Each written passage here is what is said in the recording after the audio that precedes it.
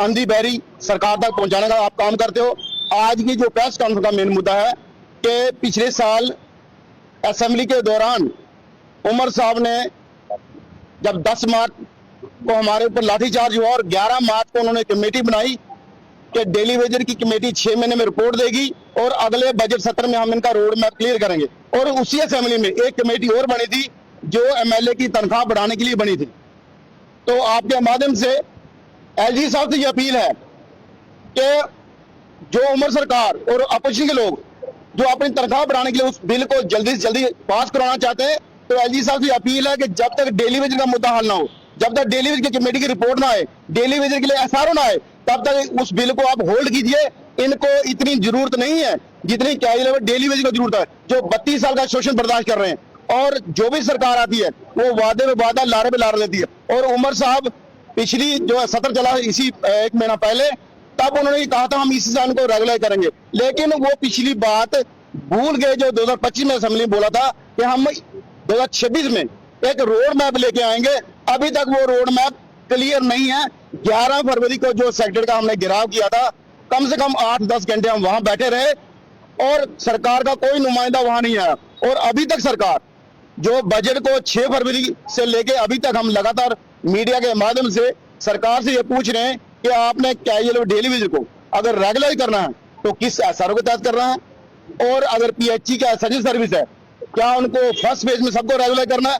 अगर phase wise regular करना है तो फर्स्ट फेज में कितने लोग रेगुलर होंगे और किस पे ग्रेड में होंगे, और जो लोग रेगुलर नहीं होंगे उनके लिए सरकार की जॉब सिक्योरिटी का सरकार की क्या पॉलिसी प्रोग्राम है वो सरकार क्लियर नहीं कर रही। लेकिन अफसोस ये आता है कि 32 साल के शोषण और 32 साल के हमारे जख्मों पे नमक डालने का काम जो उमर सरकार एमएलए की तनख्वाह बढ़ा के कर रही है, इससे बड़ी मैं कह सकता हूं कि दुर्भावना नहीं हो सकती, इससे बड़ी कोई शेमफुल एक्ट नहीं हो सकता कि ये सरकार मैनिफेस्टो में वादा करती है कि हम आएंगे, आते ही डेली वेज को रेगुलर करेंगे, लेकिन ये खुद को रेगुलर, खुद को परमानेंट करके अपनी सैलरी बढ़ाने की तरफ जा रहे हैं जो इनको जरूरत नहीं है।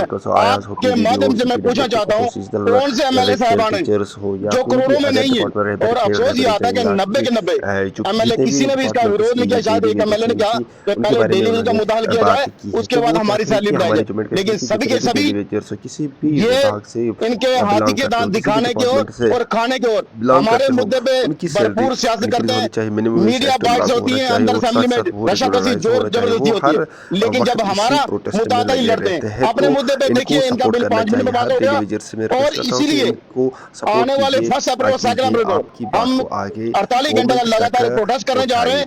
उसमें असेंबली का घेराव हो, पुल बंद हो, सीएम ऑफिस का सीएम हाउस का घेराव हो या किसी मिनिस्टर का घेराव हो, और लॉ एंड ऑर्डर की जो प्रॉब्लम होगी उसकी सारी रिस्पॉन्सिबिलिटी इस उमर सरकार की होगी, क्योंकि लगातार चाहे मैनिफेस्टो में हो, चाहे पिछले असेंबली में हो, चाहे इस असेंबली में, हम क्या मांग रहे हैं?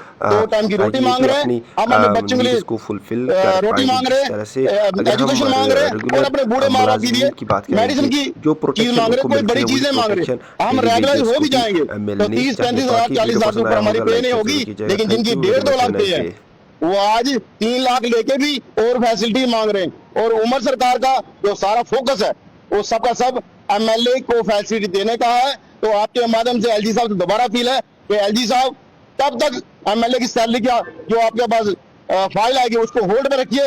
जब तक डेलीवरी के लिए ये कुछ नहीं करते तब तक इस सरकार का जो बिल एमएलए की सैलरी हाइक आ रहा उसको होल्ड पर रखा जाए।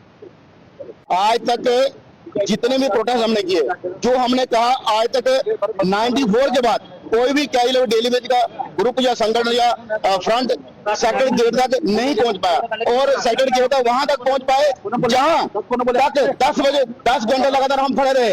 हम अपना प्रोटेस्ट पीसफुल रखे हुए पिछले 4 साल से, और उसके साथ साथ उमर साहब के घर तक हम पहुंचे। हम जहां चाहेंगे वहां पहुंचे, पीसफुल मैनर में हम प्रोटेस्ट कर रहे हैं और आगे भी करते रहेंगे। लेकिन उमर सरकार उसके अलावा जो परमानेंट एम्प्लॉइज के बेनिफिट देने की बात है वो आप लगातार दे रहे हो। हमारा कसूर क्या है? ये लगातार जो शोषण किया जा रहा है, इस शोषण के खिलाफ हमारा संघर्ष लगातार जारी रहेगा जब तक लास्ट कैजुअल डेली रेगुलर नहीं होता। पीएचई एम्प्लॉइज यूनाइटेड सभी साथी इस संघर्ष को जिंदा और लगातार जारी रखेंगे। देखिए कल का प्रोग्राम नहीं, हमारा 1 अप्रैल और 2 अप्रैल को हम लगातार 48 घंटे का प्रोटेस्ट करेंगे। वो किसी भी चौक चौराहे पे बैठ सकते हैं, लेकिन उमर साहब कि जो नींद में है, जो सिर्फ उनको अपने 90 लोग दिखते हैं, 90 साथी असेंबली के जो अंदर दिखते हैं, जो फील्ड स्टाफ काम कर रहा है।